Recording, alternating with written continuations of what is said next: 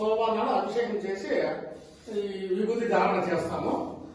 ఈరోజు పండగ కాబట్టి ఈ రోజు కూడా అదే విభూతి ధారణ చేసినాము.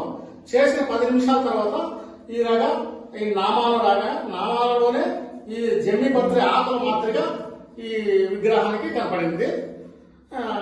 భక్తాదులంతా వచ్చి చూసి తరిస్తున్నారు. శ్రీ నగరేశ్వర దేవాలయం, తోటగిరి, పెనుగొండ.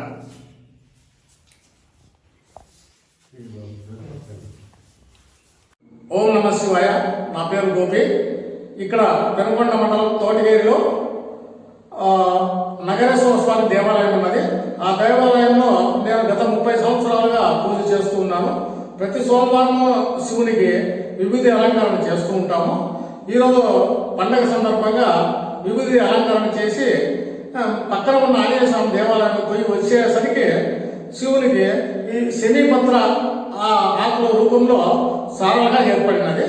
ఇది చూసేందుకు నాకు మళ్ళా వచ్చి లైట్ ఆపేద్దామని వస్తే చూసి చాలా సంతోషపడ్డాను. అది భక్తులందరికీ తెలిసి తండోపతండోలుగా భక్తాదులు వచ్చి దర్శించుకొని వెళ్తున్నాను. ఓం నమ శివాయ.